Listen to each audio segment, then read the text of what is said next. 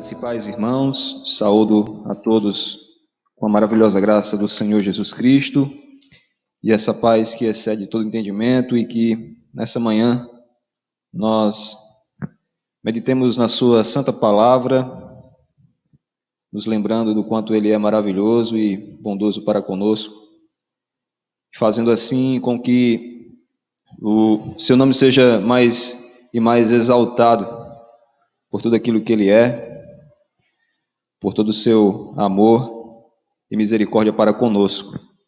Meus irmãos, nós vamos meditar nesta manhã a respeito daquilo que Deus nos chamou para sermos enquanto povo de Deus. Nós fomos chamados para ser santo. Chamado para ser santo é o tema que eu gostaria de meditar nessa manhã com os irmãos. E para falarmos sobre isso, nós vamos voltar à história do povo de Israel, ainda no Êxodo, lendo o capítulo de número 19. Êxodo, capítulo de número 19, a partir do verso de número 3 até o verso de número 6. Vamos fazer uma pequena meditação sobre como a palavra do Senhor, dirigida ao seu povo, estava norteando a vida deles para que eles se tornassem um povo santo, uma propriedade exclusiva, peculiar e somente dedicada a Deus, o que os fazia ou que os faria santos. E isso tem tudo a ver com a igreja do Senhor, porque não é apenas a igreja do Antigo Testamento, ou seja, Israel, mas a igreja do Senhor foi chamada para ser um povo exclusivo do Senhor. Êxodo, capítulo 19, dos versos 3 até o verso de número 6. Diz assim a palavra do Senhor: Subiu Moisés a Deus, e do monte o Senhor o chamou e lhe disse: Assim falarás à casa de Jacó e anunciarás aos filhos de Israel: Tendes visto o que fiz aos egípcios, como vos levei sobre asas de águia e vos cheguei a mim. Agora, pois, se diligentemente ouvirdes a minha voz e guardardes a minha aliança, então sereis a minha propriedade peculiar dentre todos os povos, porque toda a terra é minha. Vós me sereis reino de sacerdotes e nação santa. São estas as palavras que falarás aos filhos de Israel. Oremos, meus irmãos. Ó Deus Todo-Poderoso, Pai Celeste e Misericordioso, nós te agradecemos, ó Deus, porque estamos juntos na Tua presença para estudarmos a Tua palavra. Fala aos nossos corações, ó Deus, pois sabemos que necessitamos de Ti, da instrução do Teu Espírito, ó Senhor. Que a Tua palavra, que o Teu Espírito fale aos nossos corações através da Tua palavra, nos vivifique e nos santifique, para a Tua honra, a Tua glória e o Teu louvor. Em nome de Jesus que nós te pedimos. Amém.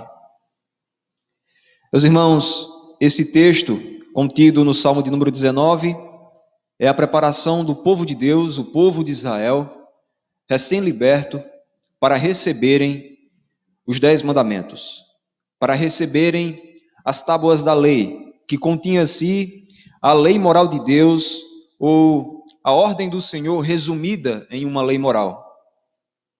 E Moisés, ele foi enviado por Deus para que ele pudesse livrar aquele povo, aquela nação, a nação de Israel, em um momento de sua vida em que ele estava fugindo, ou que ele havia fugido da presença do faraó. E nós conhecemos muito bem a história.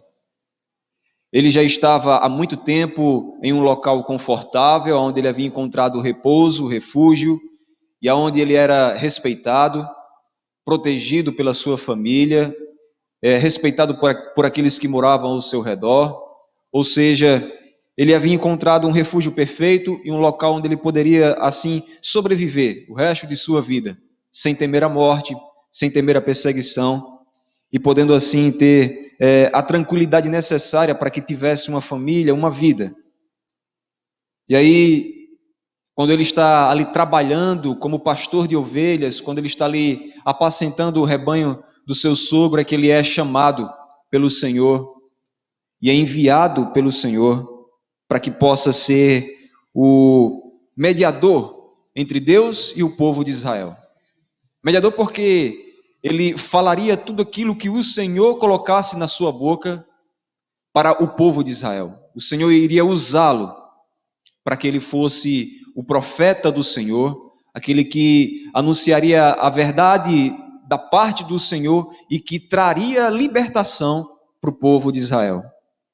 Então perceba que o povo que estava escravizado no Egito, eles estavam distante do seu Deus, porque nós vemos ao longo do Êxodo o povo de Deus se voltando para ídolos feitos pelas suas próprias mãos, ou seja, eles tinham em seus corações um sentido deturpado do que era servir a Deus.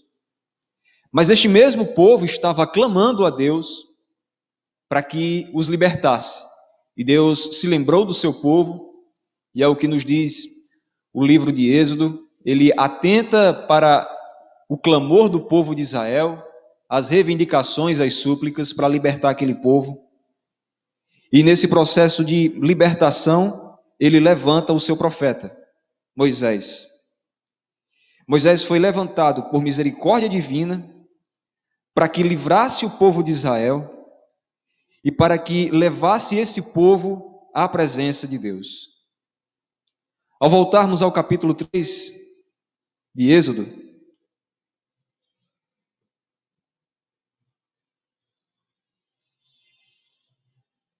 Êxodo no capítulo 3, a partir do verso de número 7, nós vemos Deus falando com o seu servo Moisés, ali no Monte Sinai, e lhe dando instruções e lhe dizendo quem ele era. Quem era Deus e como ele iria operar através de Moisés e na vida de Moisés e na vida do povo de Israel. Êxodo capítulo 3, a partir do verso de número 7, nos diz: Disse ainda o Senhor: Certamente vi a aflição do meu povo, que está no Egito, e ouvi o seu clamor por causa dos seus exatores. Conheço-lhe o sofrimento. Por isso desci a fim de livrá-lo da mão dos egípcios e para fazê-lo subir daquela terra a uma terra boa e ampla, terra que mana leite e mel, o lugar do cananeu, do Eteu, do Amorreu, do Ferezeu, do Eveu e do Jebuseu. Pois o clamor dos filhos de Israel chegou até mim, e também vejo a opressão com que os egípcios os estão oprimindo. Vem agora, e eu te enviarei a Faraó, para que tires o meu povo, os filhos de Israel, do Egito. Então disse Moisés a Deus: Quem sou eu para ir a Faraó e tirar do Egito os filhos de Israel? Deus lhe respondeu: Eu serei contigo, e este será o sinal de que eu te enviei. Depois de haveres tirado o povo do Egito, servireis a Deus neste monte. Este aqui é o episódio em que Moisés está no Sinai. Deus aparece em uma sarça de fogo ardente que não consumia a sarça. E aí Deus diz a Moisés: Você está sendo levantado para libertar o meu povo. Você irá libertar o meu povo e para isso você irá se dirigir até o Faraó, até aquele que provavelmente tem o interesse de tirar a sua vida, em consequência daquilo que você fez no passado, quando você fugiu do Egito, por haver matado um egípcio, e você irá conversar com ele para que ele aceite o fato de que Deus está ordenando que ele deve deixar o povo de Israel partir, para que esse povo me sirva. E aí, como nós vimos lá no capítulo de número 19, o grande motivo é porque Deus havia escolhido aquele povo de entre todos os povos da terra. Retirando o povo ali da terra do Egito e os levando para a terra que mana leite e mel, seria um processo pelo qual o povo passaria e demonstraria todo o poder de Deus na história, e em específico na história do povo de Israel. Mas antes de caminhar em direção à terra prometida, onde estaria o tabernáculo do Senhor, onde residiria o monte do Senhor, onde ficaria alojado o templo, onde seria reconhecido como o templo que fica o Senhor Deus Todo-Poderoso, por onde o seu nome é invocado e reconhecido. Até que eles chegassem ali, eles primeiro passariam no Monte Sinai e serviriam a Deus, e prestariam culto a Deus, e receberiam a lei do Senhor. Eles fariam de novo a aliança, ou renovariam a aliança que foi feita com Abraão, Isaque e Jacó. Eles iriam rememorar aquilo que Deus já havia prometido desde a época de seus pais, iriam relembrar aquilo que Deus havia estabelecido desde o Éden, de que a ordem do Senhor, o mandamento do Senhor, torna a vida do homem plena de alegria, plena de gozo, e lhe dá a perspectiva de vida eterna. E lhe dá a perspectiva de que ele está servindo a Deus e vivendo para o propósito para o qual foi criado. O povo de Deus seria levado da terra da escravidão até o Monte Sinai para servir a Deus. E perceba que nesse verso de número 12 do capítulo 13, aliás, do capítulo 3, diz: depois de haveres tirado o povo do Egito, servireis a Deus neste monte. E isso seria o sinal de que Deus havia enviado a Moisés. Ao longo da história da libertação do povo, nós vemos que Faraó tenta se levantar contra Deus, ele procura ignorar a ordem do Senhor, ele procura até mesmo zombar do Senhor.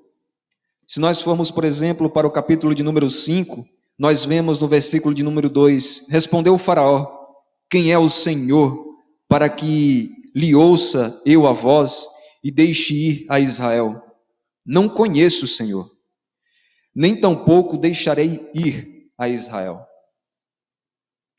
Nós vemos então que, em meio a tudo que estava acontecendo, e pelo fato de que o povo de Israel passou a ser cada vez mais oprimido a partir do momento que Moisés falou com o Faraó, Deus permitindo que aquilo acontecesse, e Moisés clamando a Deus por misericórdia, lá no capítulo 6, quando ele diz, no verso de número 1, aliás, no capítulo de número 5, no verso de número 22, então Moisés, tornando-se ao Senhor, disse: ó Senhor, por que afligiste este povo? Por que me enviaste? Pois desde que eu me apresentei a Faraó para falar-lhe em teu nome, ele tem maltratado este povo, e tu, de nenhuma sorte, livraste o teu povo. E a resposta que Deus dá, no verso 1 do capítulo 6, disse o Senhor a Moisés: agora verás o que hei de fazer a Faraó, pois por mão poderosa os deixará ir, e por mão poderosa os lançará fora da sua terra. Nós vemos então que nesse processo de libertação do povo de Israel, nós vemos a incredulidade de Moisés dizendo: eu não sou capaz de libertar esse povo, ou de ser enviado para libertar esse povo. E quando Deus convence a Moisés e mostra a ele que ele será apenas um instrumento de Deus para a libertação do povo, ao Moisés falar com o Faraó, nós vemos a incredulidade de Faraó dizendo: eu não conheço esse Deus, eu não vou deixar Israel partir, e vocês agora vão trabalhar mais, com menos do que tinham antes. E a resposta que Deus dá a Moisés, à sua súplica, ao seu clamor, que era a súplica do povo, que era o clamor do povo, que era a murmuração do povo, Deus responde a Moisés: agora, este que disse que não me conhece, este que disse que não vai deixar Israel partir porque não me teme, ele vai expulsar o povo de Israel da sua terra. Porque à medida que a minha mão poderosa pesar sobre ele, ele não vai suportar a minha ação, as minhas maravilhas e os meus sinais no meio da terra do Egito. Tendo isso como contexto, vendo agora o Monte Sinai, onde todo o povo já está presente ou já está diante do Senhor para receber a lei moral de Deus. Quando Moisés sobe a Deus naquele monte, quando Moisés sobe para ter esse momento de comunhão e ao mesmo tempo temendo e tremendo, ele está na expectativa de receber aquilo que irá nortear a vida do povo, mas não apenas do povo de Israel, mas do povo de Deus sobre toda a terra. Deus diz a Moisés, capítulo 19, verso 3: Assim falarás à casa de Jacó e anunciarás aos filhos de Israel. Nesse verso de número 3, nós vemos que Moisés foi chamado à presença do Senhor. Não apenas Moisés, mas todo o povo de Deus foi chamado para estar na presença do Senhor. E Deus chama o seu povo, não apenas no Antigo Testamento, mas em todas as épocas, ao longo de toda a história, Ele chama um povo para ser seu, para um relacionamento íntimo. Nós vemos que, ao longo da história, os servos do Senhor, aqueles que são profetas, eles são chamados primeiro para ter um relacionamento íntimo, assim como foi o caso de Moisés, ter um relacionamento em que eles pudessem estar dialogando com Deus, onde Deus daria aquilo que o homem precisa para saber agir de acordo com a vontade de Deus, daria os preceitos, os princípios, e o homem daria a Deus louvor, adoração, prestaria a Deus um culto racional, não apenas em momentos de ritual, ou seja, no momento do sacrifício, mas um culto em todo e qualquer momento, em que a sua vida, assim como o apóstolo Paulo nos informa e nos adverte, deve ser a vida do cristão. Uma vida dedicada a Deus, que não se conforma àquilo que o mundo ensina, mas que esta vida dedicada a Deus oferece todo o corpo como culto racional a Deus, todo o ser como um culto racional a Deus, toda a existência, tudo aquilo que temos, possuímos, dedicado ao Senhor, para glorificar ao Criador, para glorificar o Libertador, o Salvador das nossas vidas. O povo de Israel estava diante do Sinai, vendo a presença de Deus sobre o monte. E eles veriam aquele local ficar ainda mais repleto da presença do Senhor, de modo que o povo escutava, como nós podemos ver nesse próprio capítulo de número 19, no capítulo de número 20. O povo escutava Deus falando com Moisés, e o que eles conseguiam ouvir era trovões, e aquele lugar tremia, e aquele lugar estava cheio de fogo. Eles presenciavam a presença daquele que é santo, descendo sobre aquele monte, instruindo ao povo como deveria agir, e eles agora poderiam entender e perceber que tudo aquilo que eles haviam passado no Egito, seja os 400 anos de sofrimento e de escravidão, seja o fato de que naqueles últimos dias eles haviam sido tão oprimidos, tão perseguidos, e tantas injustiças haviam acontecido para que eles exercessem o mesmo tipo de trabalho que exerciam antes, com menos. E a fé deles foi zombada a ponto do faraó dizer: eu não conheço esse Deus, eu não vou deixar vocês partirem, porque eu sou o faraó, eu sou o Deus sobre a terra do Egito, e não existe nenhum outro Deus além de mim. Era isso que o faraó estava dizendo, em outras palavras. O povo de Israel estava vendo para tudo o que havia acontecido, estava vendo para tudo o que estava acontecendo naquele momento, diante do Sinai.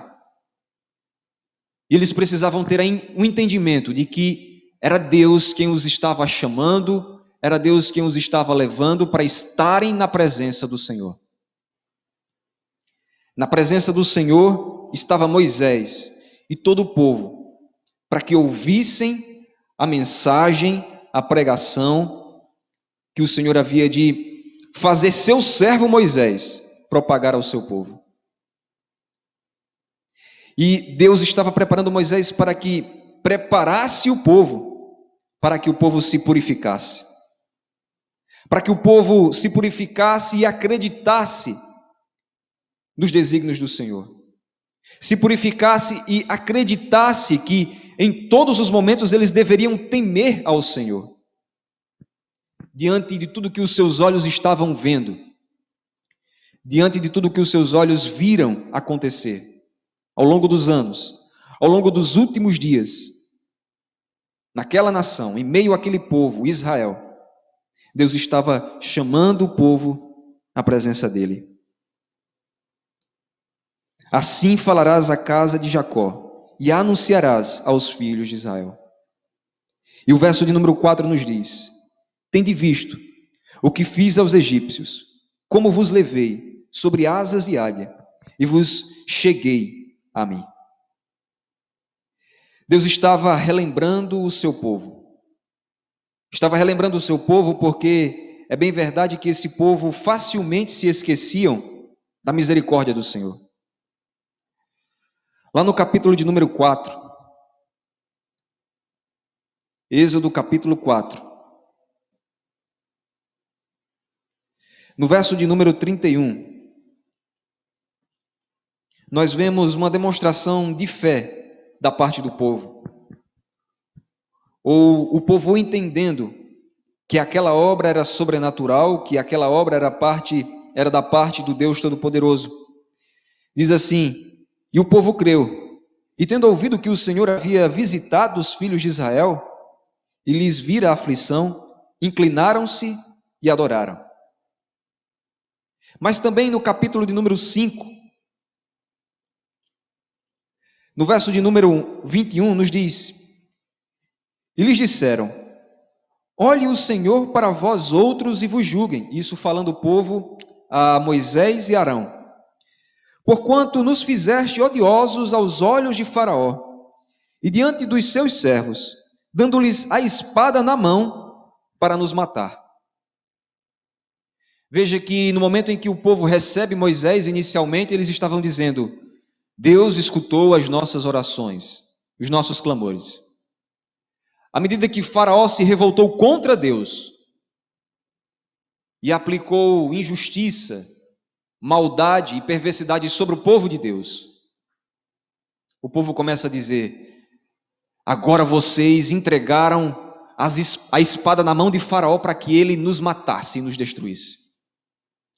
A fé que antes parecia forte e verdadeira, agora estava desvanecendo. Eles haviam tido a compreensão de que Deus os havia visitado inicialmente. Mas na grande primeira tribulação, eles passam a pensar que Deus não tem poder o suficiente para livrá-los da mão de Faraó. Não é à toa que no capítulo 19, nós vemos Deus falando através do seu servo Moisés: Tende visto o que fiz aos egípcios? Prepare esse povo, faça eles relembrarem tudo pelo que eles passaram. E tudo pelo qual eles passaram e eu os livrei. E mesmo em meio à adversidade, e mesmo em meio ao perigo eminente, eu os livrei. Os sustentei e os livrei. Lembrem-se de como eles passaram pela perseguição de Faraó, como eles viram as pragas caírem sobre o Egito e não sobre eles. Lembrem-se de como eles passaram pelo Mar Vermelho em meio a uma grande perseguição, a risco de vida, e como isso foi algo sobrenatural, passando pelo meio do Mar Vermelho, e eu os livrei. Tendes visto o que fiz aos egípcios? Como vos levei sobre asas de águia? Levando o povo a relembrar tudo que Deus havia feito por eles, para que então eles tivessem em suas mentes a plena convicção de que eles precisavam se purificar dia após dia, para ministrar ao Senhor um serviço que fosse agradável, para que fossem puros, santos, um povo exclusivo, um povo santo, uma nação santa, diante dos homens diante de Deus. E no finalzinho do verso 4, e vos cheguei a mim. E isso aqui é importantíssimo. O povo que estava esquecido no Egito, digamos assim, e tinha essa sensação: Deus se esqueceu de nós. Deus não nos protege mais. Nós estamos sofrendo aqui, sob opressão. Somos escravos, não temos liberdade para cultuar a Deus. Vivemos em um estado de humilhação. Deus, mediante todo o pecado daquele povo, apesar de todo o pecado daquele povo, se chega a eles, os traz de volta à sua presença. Eu me cheguei a vocês, diz o Senhor. Eu vos fiz chegar até mim, eu os trouxe de volta à minha presença. Algo que vocês não teriam forças para fazer. Primeiro, porque existiam motivos naturais para que vocês não fizessem isso. Vocês estavam sob a opressão de um povo mais forte do que vocês. Então, do ponto de vista natural, digamos assim, vocês tinham desculpas para dizer que não podiam me servir. Mas mesmo que vocês sejam libertos, ainda existe o fato de que vocês são inclinados ao pecado. A fé de vocês é fraca e vocês não têm como se achegarem a mim. Então, eu vos fiz chegar a mim. Eu os chamei à minha presença. Eu os escolhi e os resgatei para estarem na minha presença. Contra todas as possibilidades. E apesar de todos os seus pecados, eu vos fiz chegar a mim. E aí nós vemos no verso de número 5, o chamado à obediência. Obediência essa que vai transparecer no fato de que eles são santos. O verso de número 5 nos diz: agora, pois, se diligentemente ouvirdes a minha voz, e guardardes a minha aliança, então sereis a minha propriedade peculiar, dentre todos os povos da terra, porque toda a terra é minha. Meus irmãos, Deus havia levantado um profeta, transformado a vida daquele homem, Moisés, dirigido ele para estar ali na presença do povo de Israel e diante do faraó, para ser aquele que libertaria o povo, ou melhor dizendo, ser um instrumento de Deus para a libertação do povo. Deus está relembrando tudo o que aquele povo passou, e tudo isso seria um contexto para que o povo pudesse finalmente se entregar totalmente ao Senhor e serem obedientes, estarem na presença daquele que é todo-poderoso e confiando que o Todo-Poderoso lhes prometeu que eles seriam a nação do Senhor, obedecessem a Deus. Eles foram chamados à presença de Deus, foram relembrados de tudo aquilo que haviam passado, para serem então obedientes. Nós podemos ver nesse verso de número 19 que essa obediência irá gerar uma bênção.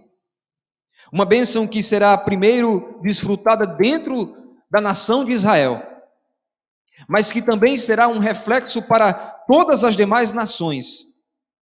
Essa bênção irá se refletir não apenas no que diz respeito ao que do que é próprio deles, ou seja, aquilo que está de acordo com a vontade deles, mas essa bênção irá muito além daquilo que eles podem pensar, aquilo que eles podem supor que é bom, aquilo que eles podem imaginar que é louvável, agradável. Essa bênção irá se refletir de uma forma que todos os povos da terra olharão para aquele povo e dirão: esse povo pertence a um Deus vivo e verdadeiro. Esse povo ouve a voz de alguém que fala com eles de forma poderosa e que estabeleceu uma aliança que ele jamais irá negar, jamais irá abandonar. E aí, se nós olharmos para o final do verso de número 5, nós vemos: porque toda a terra é minha. Nós nos lembramos de que Deus estava escolhendo um povo dentre todos os povos, toda a terra, tudo que foi criado pertence ao Senhor. Nada foge do seu controle, nada foge da sua autoridade. Acontece que dentre todos os povos da terra, vocês serão uma nação santa. Vocês desfrutarão de uma presença única e verdadeira, onde vocês me contemplarão a face, ou seja, os meus mandamentos, a minha vontade, a minha misericórdia. E vocês propagarão essa mensagem. Vocês propagarão essa verdade. O princípio, a ordem do Senhor, o mandamento do Senhor, a ponto de que vocês serão bênção para si mesmos e para todos os povos. E aqui nós podemos enfatizar o fato de que é deste povo que vai sair o Messias, o Cristo. É desse povo que vem o nosso libertador, segundo a carne, por descendência natural. Ele é a descendência de Abraão. É ele quem irá de fato resgatar o povo do Senhor, que irá fazer de fato com que a igreja do Senhor, a nação santa, seja estabelecida de uma vez por todas, que foi estabelecida antes da fundação do mundo. Mas é em Cristo, na plenitude dos tempos, que aquele povo, que nós como povo de Deus, iria ser feito de uma vez por todas um povo santo, exclusivo do Senhor, para viver em santidade, e veria em Cristo a aliança do Senhor se cumprindo. Mas a responsabilidade do povo era: agora pois, verso de número 5, se diligentemente ouvirdes a minha voz e guardardes a minha aliança, então me sereis propriedade peculiar. A responsabilidade do povo era demonstrar, era ser visível que a aliança do Senhor havia se cumprido em suas vidas. Esse povo foi chamado para estar na presença do Senhor, para relembrar todos os feitos do Senhor, para obedecer ao Senhor, para que então fosse reconhecida como a nação santa. E nós vemos isso de forma mais clara no verso de número 6. E vós me sereis reino de sacerdotes, nação santa. São estas as palavras que falarás aos filhos de Israel. Meus irmãos, o povo de Israel estava diante do Sinai, vendo todas aquelas maravilhas, e já haviam visto grandes sinais antes, ao longo de sua caminhada na saída do Egito, diante do Mar Vermelho. Enfim, eles estavam vendo grandes coisas sendo feitas em seu meio, por aquele que era o seu Deus, através do seu servo, o profeta Moisés. Nós vemos então que esse povo olha para Deus, percebe que Deus está agindo no meio deles, e quando Moisés traz essas palavras para eles, eles dizem, aí ainda ao longo do capítulo 19, é tudo aquilo que o Senhor disser, nós faremos. Tudo aquilo que o Senhor nos ordenar, nós obedeceremos. É bem verdade que boa parte daquele povo logo se desviou da presença do Senhor, porque mais uma vez eles temeram, não tiveram plena convicção da salvação, não tiveram plena convicção de que eles estavam sendo libertados para servirem a Deus, e porque os seus corações ainda estavam muito apegados à idolatria essa que eles haviam visto no Egito e que haviam aprendido a conviver com ela. Nós vemos então que esse povo agora olha para Deus, olha para tudo aquilo que Ele fez, recebe essa mensagem maravilhosa de que eles estavam sendo constituídos o povo de Deus, recebem a mensagem de que eles agora estavam sendo constituídos uma nação santa, e boa parte deles se desvia da presença do Senhor, mesmo em meio a todos aqueles sinais. Mas havia sim, a exemplo do servo do Senhor, Moisés, Homens e mulheres naquele meio que se converteram verdadeiramente ao Senhor, que entenderam a mensagem da libertação, que receberam da parte do Senhor a lei do Senhor e passaram a meditar nela. E buscaram viver diligentemente diante do Senhor. E esse tipo de vida, esse tipo de atitude e prática é expressa lá em 1 Pedro, no capítulo de número 2, se utilizando justamente desse texto em Êxodo. E quando Pedro está falando à igreja do Senhor, ele está relembrando tudo aquilo que o Senhor fez desde os tempos mais antigos. De como o Senhor libertou o seu povo do Egito e, semelhantemente, como Deus libertou a sua igreja, ou seja, o seu povo, dos seus pecados, para que fossem de fato uma nação santa. E dessa vez, o termo nação santa não se restringia apenas a um estado ou um povo, uma nação, um país. Essa nação santa é a própria igreja do Senhor. É o próprio corpo do Senhor Jesus, do qual ele é o cabeça. E aí no capítulo 2, verso 9 de 1 Pedro, diz: vós, porém, sois raça eleita, sacerdócio real, nação santa, povo de propriedade exclusiva de Deus, a fim de proclamardes as virtudes daquele que vos chamou das trevas para a sua maravilhosa luz. E o verso 10, vós sim, que antes não erais povo, mas agora sois povo de Deus, que não tinhas alcançado misericórdia, mas agora alcançastes misericórdia. Ao olharmos para a história de Israel, ao olharmos para a história da própria igreja, o que nós vemos é o Deus que é santo, puro e verdadeiro, tendo compaixão de um povo, tendo compaixão de mim, tendo compaixão de você, e nos levantando para sermos santos. Nós somos santos não porque as nossas mãos alcançaram a vitória, mas porque a forte mão de Deus, o braço estendido de Deus, garantiu a vitória para o seu povo, mediante o sacrifício de Cristo Jesus na cruz do Calvário. A lei do Senhor que foi entregue ao povo de Israel naquela época, que aquele povo não conseguiu cumprir, foi cumprida à risca pelo seu Filho amado. E o seu Filho, Jesus Cristo, nos possibilitou, a todos aqueles que creem em Deus em todas as épocas, nos possibilitou a possibilidade de sermos santos. Ele nos constituiu uma nação santa.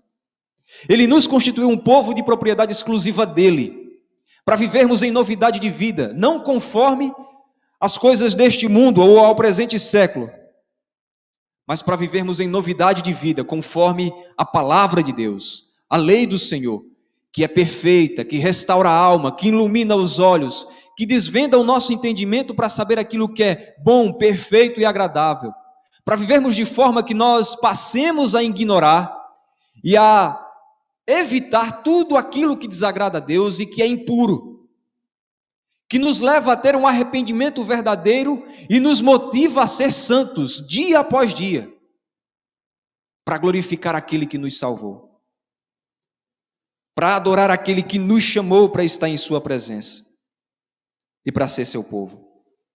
Não à toa, e para encerrar essa meditação, Colossenses, a Epístola aos Colossenses, no capítulo de número 1, tratando do plano de redenção e mostrando como Deus estabeleceu a sua igreja.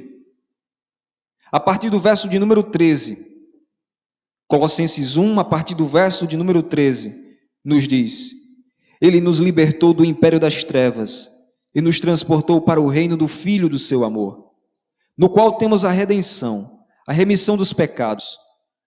Este é a imagem do Deus invisível, o primogênito de toda a criação, pois nele foram criadas todas as coisas, no céu e sobre a terra, as visíveis e as invisíveis, sejam tronos, sejam soberanias, quer principados, quer potestades, tudo foi criado por meio dele e para ele. Ele é antes de todas as coisas, nele tudo subsiste. Ele é o cabeça do corpo, da igreja. Ele é o princípio, o primogênito de entre os mortos, para em todas as coisas ter primazia. Porque aprove a Deus que nele residisse toda a plenitude, e que, havendo feito paz pelo sangue da sua cruz, por meio dele, reconciliasse consigo mesmo todas as coisas, quer sobre a terra, quer nos céus. E a vós outros também que, outrora, eres estranhos e inimigos do entendimento, pelas vossas obras malignas. Agora, porém, vos reconciliou no corpo da sua carne, mediante a sua morte, para apresentar-vos perante ele santos, inculpáveis e irrepreensíveis.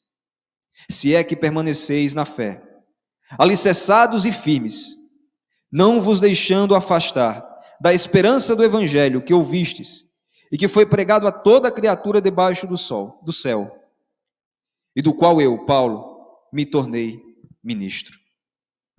Essa obra de Deus que começa na minha vida, que começa na vida do servo do Senhor, seja ele o apóstolo Paulo, seja ele o profeta Moisés, ela se faz presente na vida da igreja do Senhor. Ele nos levanta, cada um de nós, para sermos santos, para sermos a nação santa, o povo de propriedade exclusiva do Senhor. Nós fomos chamados para sermos santos. Glorificado seja o Senhor pela sua misericórdia, pelo seu amor, que nos transforma e cria em nós um novo coração para vivermos na sua presença, de fé em fé, crescendo em santidade.